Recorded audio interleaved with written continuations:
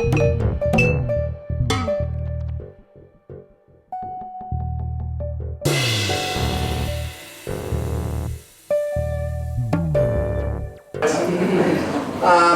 has actually started 3 world movements. You're going to hear him speak tonight about nuclear weapons. And he was the co-founder of the International Physicians for Prevention of Nuclear Weapons with a couple of other American doctors and some Russian doctors. And I think you'll find it interesting to hear how he got involved in something like that, right out of medical school, going to Russia, right in the height of the Cold War. And he'll speak mainly about that subject tonight. And this organization was awarded the Nobel Prize in 1985 for having taken that initiative. Jim's also raised hundreds of millions of dollars of venture capital, and he isn't just a practicing cardiologist, he's a scientist. He's probably more of a scientist. In fact, given how he was hitting his wedge today, I said, I'm glad you weren't a surgeon. But he is the father of the emerging medical field detecting vulnerable plaques that cause heart attacks. And he offered tonight to be able to talk about that, and I said, no, that may hit too close to home for some of us, so let's talk about another subject. Another thing that Jim did is he founded the Voice of the Faithful organization in Boston. And that was the organization that basically initiated the pushback on the Catholic Church for clergy sexual abuse. Some of you will probably have seen that movie that dramatized what was going on. But this really started in Jim's suburban church. As a single person, it became a 30,000 person national organization. And it effectively was instrumental in driving out the cardinal from Boston and creating the momentum around the rest of the country for court cases to be brought against the church as an institution. So, as I said, Jim is a fighter against nukes, a fighter against priest abuse, a fighter against heart attacks, and on the golf course he's still trying to fight against the slight. So, let me introduce Jim.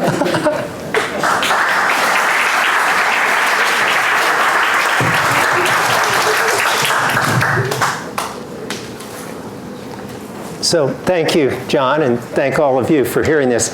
Did you have to say that that was my second tee shot, John? Yeah, it was, the first one was not so good. And I missed the putt, too, so it wasn't even a birdie. It's terrible. Well, it's an honor to be here. It's my second trip. John had a bunch of us down from Boston last year that you may remember. And when he asked me to come back, I said, of course, do it as soon as the weather gets bad in Boston. So it's bad in Boston, or it's beginning to get cold. So it's a pleasure to be here. I did notice the date is Halloween night. And what a topic for Halloween night. So, you know, usually you think about Halloween, and you've got it's a kind of a kids event where our kids and grandkids get to be a little frightened about something scary. So in that sense, nuclear war is not such a bad Halloween topic, because it is a problem for all of us. And we can talk about it. The trouble with this topic is that it's so hard to conceptualize. I'm 76. I lived through the Cuban Missile Crisis. Some of you probably remember that. It was very, very real. We didn't know if the country would go on, whether or not we would all be blown up. And the books about the Cuban Missile Crisis confirm that we were within minutes of setting off a giant nuclear war. So it is a problem. Unfortunately, it's still a problem. And my interest at my age now is, how can I help the next generations manage it? It's going to be there forever. The knowledge of how to build them, human aggression, these are permanent things. So every generation will have to figure out how to get by like we did. We've lived 74 years since Nagasaki, and they haven't been used. And that's pretty good. There's some luck involved in that, and there's some reasons why it might happen and reasons how we could prevent it that I'll go through. I was thinking about Spring Island and how beautiful it is here. This is not Spring Island, but I just saw this picture, and I thought a place like this is a place where you are away from a lot of ordinary troubles, and maybe it's a good place to think about the big problems, where some problem which doesn't get to the top of the list can be considered. So that's why it's nice to speak with you about this. So I mentioned conceptualization. It's easy to think this is from the California fires, and of course the environmental problem, the nuclear problem, they're related. A nuclear war between Pakistan and India would set off dust into the atmosphere and produce nuclear winter all over the world. The environmental problems creating conflict create the chance of more nuclear confrontation. So they're related.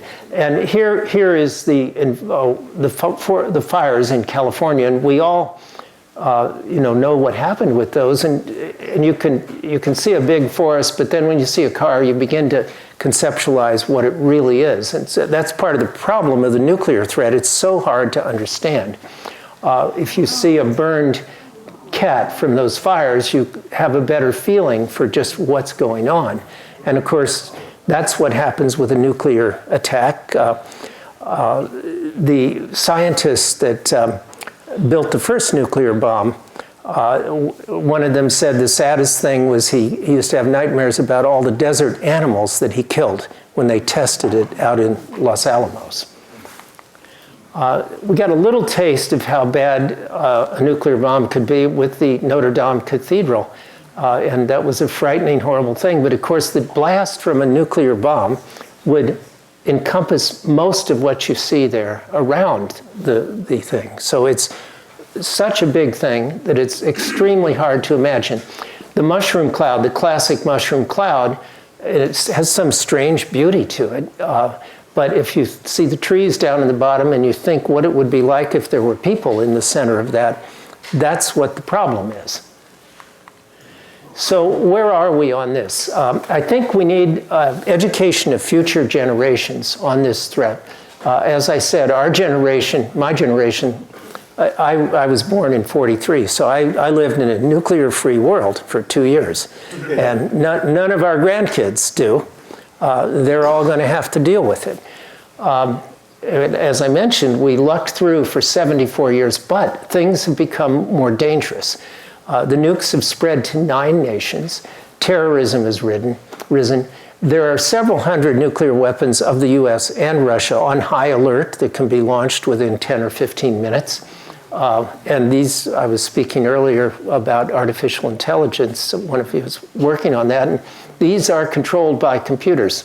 And there have been mistakes in those computers, so false alarms that the Russians are attacking. And the Russians had a mistake where they thought we were attacking them, and they were ready to launch. So it's a very dangerous situation. The arms control negotiations between Russia and the US have ceased, and both Russia and the US, who are the main protagonists here, are building new and usable nuclear arms. So we've left our grandkids, my grandkids, I'm leaving them some troubles, but we've also given them better methods of communication. And we all know there are problems with the internet, there are problems with cell phones, but they can really communicate a lot better. And I'm going to go into how maybe that could help them deal with this. So John mentioned that I built a movement with Russian doctors and American doctors against nuclear weapons. This is a map that we had our first meeting in Geneva, Switzerland in 1980. And I told the Russians, I said, we can't do political things. The US is very angry at Russia right now because you just invaded Afghanistan. And he said, why are you insulting me? And he ripped out a piece of paper and he drew this map and he said, these are all the bases surrounding us. Please draw me a picture of the American or the Russian bases surrounding the United States. And I couldn't. And so we had this terrible conflict, 3 Russian doctors, 3 American doctors. This came from our meeting in Geneva. And we finally, that night at dinner, he kind of cooled down. He was the dean of the Moscow Medical School and surgeon. And he said, I understand what you said about Afghanistan, and I think you know what I said about this. He said, but we can't talk about those things. We need to talk only about the medical effects of the use of nuclear weapons.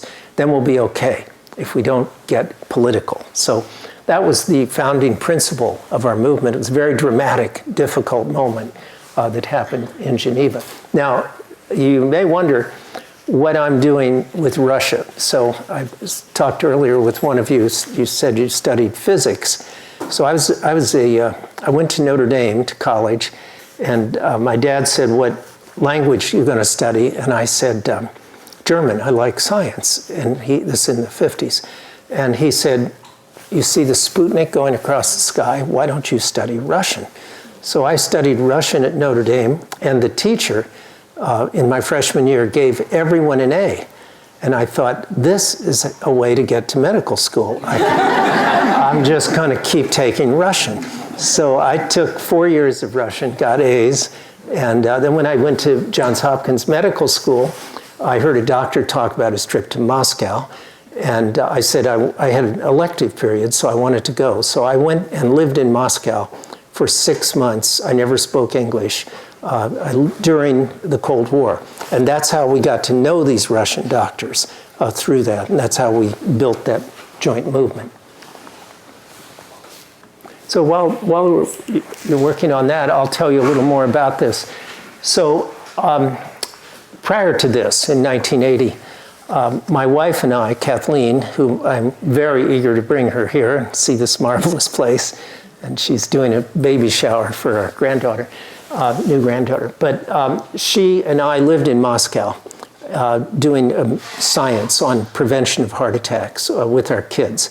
So that we really got to know the Russian people. So we lived in Moscow, got to know the Russians, and that was very helpful when we did this Geneva meeting.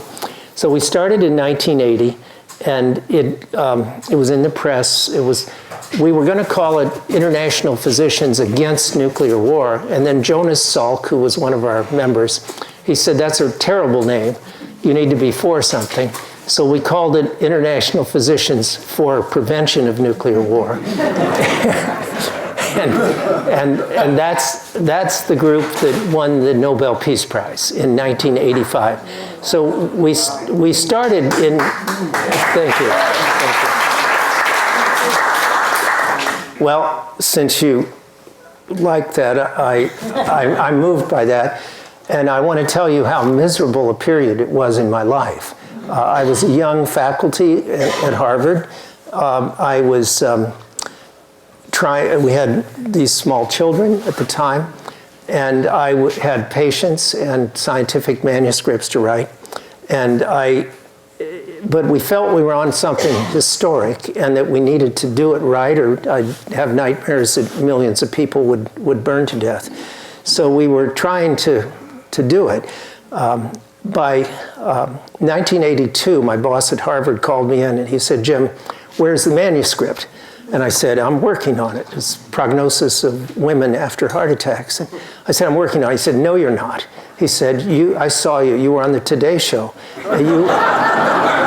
He said, "You were in New York." This was Eugene Braunwald. And I said, "Well, yeah, I was." And I said, "But Dr. Braunwald, I'm trying to prevent a nuclear war." And, it's like saving the whales. And I said, and he's paying my salary. And I said, "Millions of children will be burned to death." And then he has a very good sense of humor. And he smiled and he said, "Oh, that's what you're doing, are you?" He said, "Well, we haven't had one." He said, "It's working."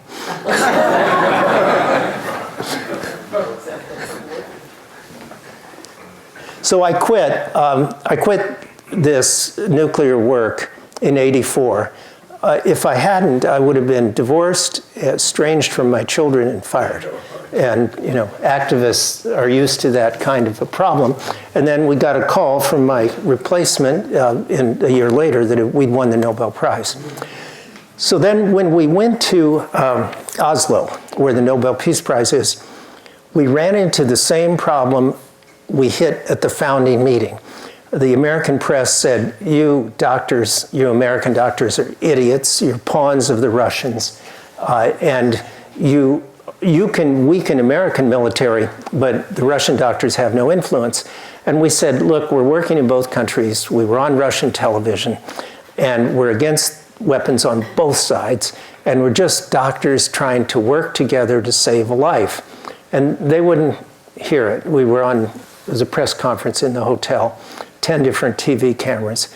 And finally, a Russian journalist who was not used to this kind of press conference fell to the floor with a cardiac arrest. And he turned blue. He was on the floor right in front of me. I gave him mouth-to-mouth breathing. And then we intubated him with the hotel tube, endotracheal tube. And so after a while, we're waiting for the ambulance. And we actually there was an American doing the breathing and a Russian pounding on his chest to keep the heart going. So we had our metaphor, and then the International Herald Tribune said Russian American doctors work together to save a life. So it was, I wrote it up. If you want to read it, it's in the New England Journal of Medicine. It's CPR and the 1985 Nobel Peace Prize. Okay, so I'm going to speed this up a little bit here. We've talked about why a nuclear war can happen. It can be intentional, it can be accidental, it can be terrorist. I made this slide in 1980 because the two problems with prevention are conceptualization, what is the problem, and how might it happen? And you almost need to get through those two problems in order to take action against the threat. It's hard to prevent something that's not recognized. So this is another interesting slide from 1980. I asked a statistician, I said, if there's a 1% chance of nuclear war every year, what happens over a lifetime? And you have this cumulative probability issue that, it's funny because I did this 40 years ago. So the risk just keeps going up if it's 1%, and all the lines hit the top, or they get asymptotically approach the top. So that's why these weapons have to be controlled, because humanity for 1,000-year survival cannot tolerate a 1% risk of something that's going to destroy humanity. It has to be eliminated.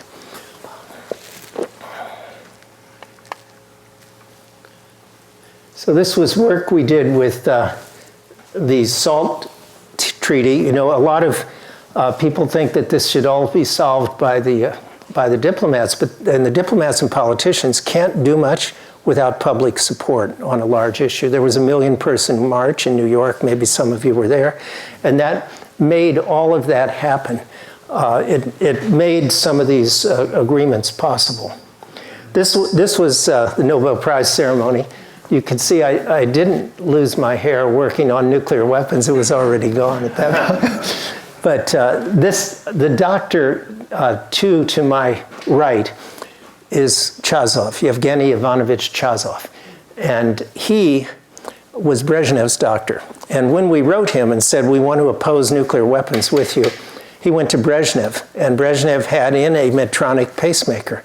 So he felt good about American doctors, and Brezhnev said, I will support you. So we felt we had a little bit of danger from the Russian military. We were on Russian television and opposing it, but we knew that Brezhnev was letting Chazov say the kind of things that we wanted to say. So this is kind of the way the numbers of nuclear weapons have gone. You can see here that we were in this absurd situation in 1980 of 65,000 nuclear weapons. The military-industrial complex had run amok in both countries and just building and building more and more weapons. And then after, of course, we like to think it's cause and effect, but in 85 we won the Nobel Prize, and then of course, the big event in 91, Russia falls apart and Russian weapons go way down. And you can see where we are. We're down, it's a little more than that. It's about 10,000.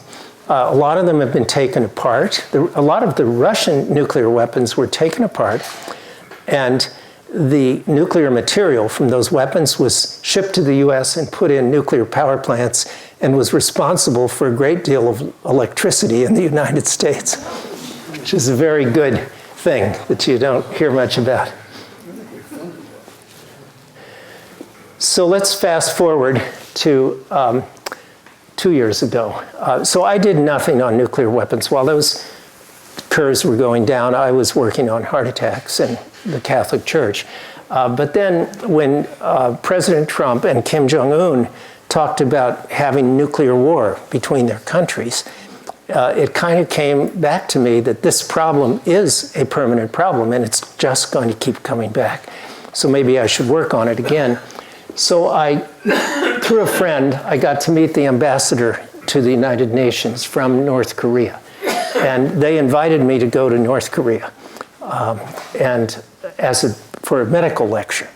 But I said to him, you know, I'm opposed to nuclear weapons, and I know you're proud of yours. And he said, we are opposed to nuclear weapons. We only have them because you have them. And of course, this is part of the problem.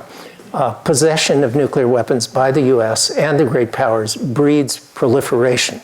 It's very hard to say to a country, you know, we've got them, you're not allowed to have them. So that's part of I'm not defending North Korea, and I was terrified of going there. And Kathleen, who is shown here, did not want me to go because she figured that they would know I was against nuclear weapons, and some North Korean doctor would come up to me and say, I agree with you, and then we would both be shot with a cannon. So I had a visa, and then President Trump canceled all the visas, so I didn't have to go. And I'm kind of pleased by that. So since this is a kind of a personal night for me, this is the journey that I was on nuclear weapons. My interest started with Russian and a book by a psychiatrist, Jerome Frank, about nukes, and we did all of that. The new thing that you might find interesting is this group is an offshoot of our group that is run by young people and advocates abolition of nuclear weapons. I think our group, in a way, was a diagnostic, and this is a treatment. And they won the Nobel Prize 2 years ago. And what I really want to work on right now is to get the intergenerational dialogue going more successfully.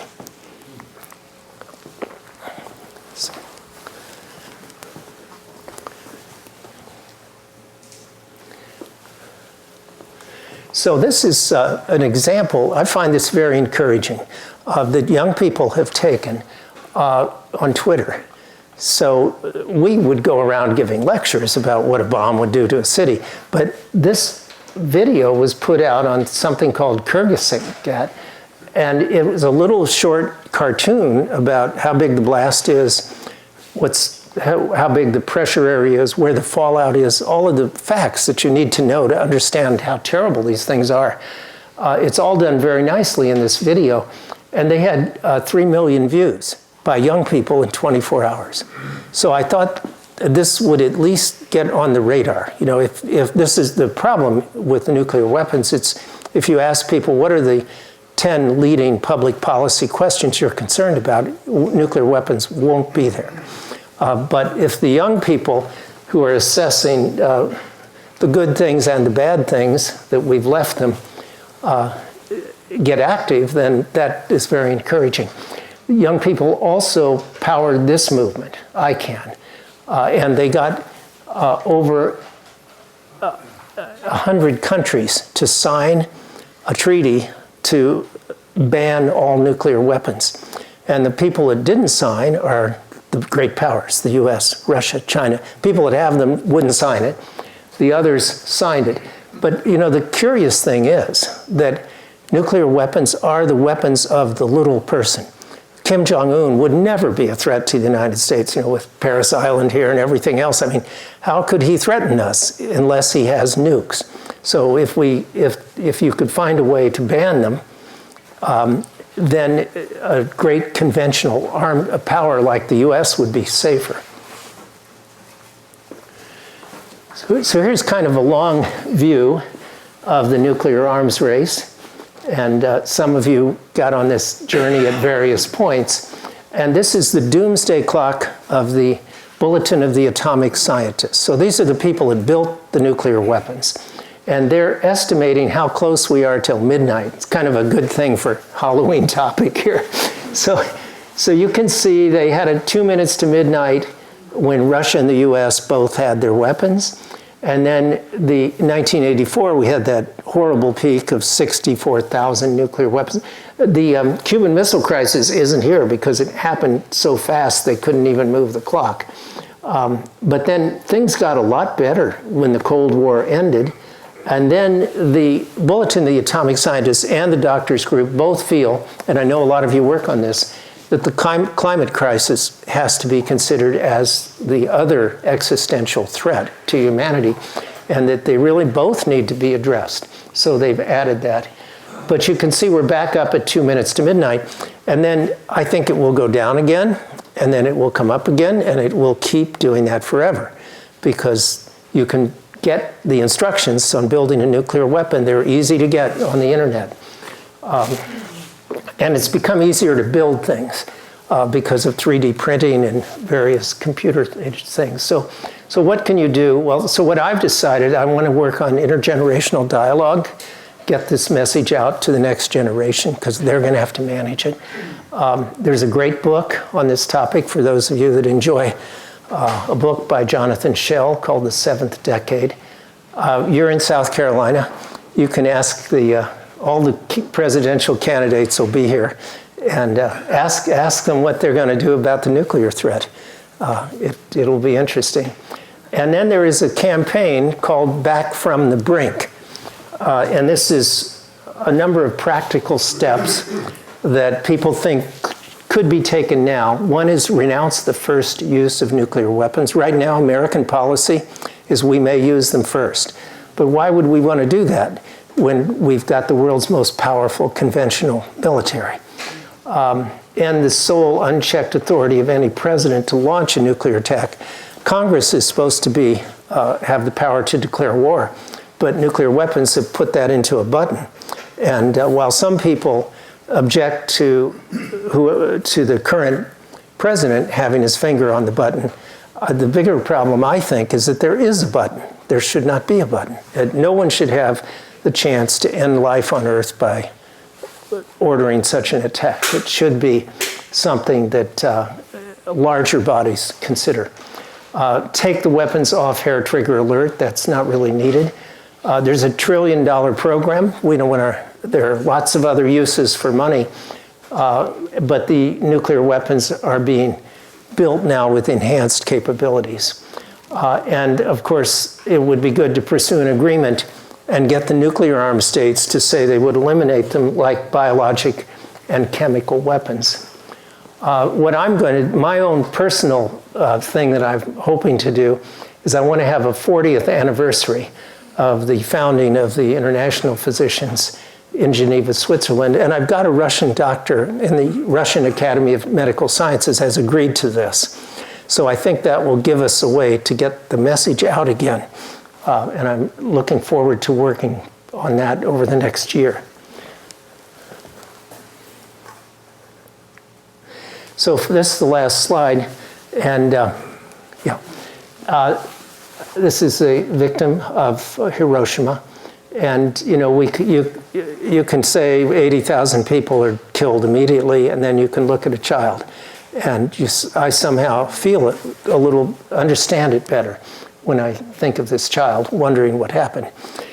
So I think what we need to do is to prevent this from ever happening again.